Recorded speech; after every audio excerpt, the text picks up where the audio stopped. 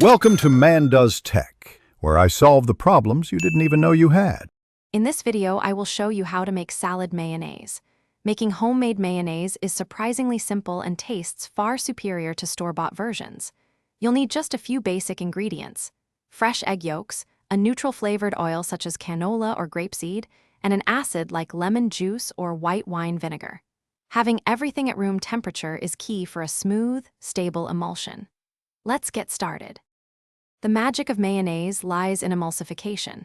Start by whisking 2 egg yolks with a teaspoon of Dijon mustard and a 1/4 teaspoon of salt in a medium bowl.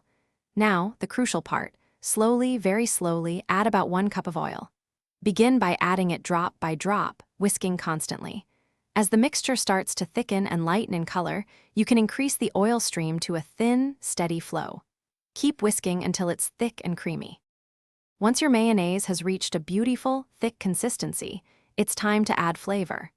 Stir in 1 to 2 tablespoons of fresh lemon juice or white wine vinegar to give it that characteristic tang.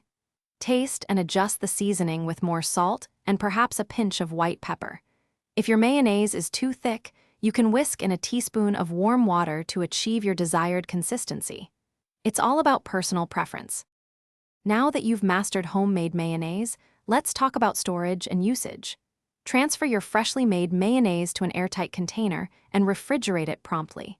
It will stay fresh and delicious for about 5 to 7 days.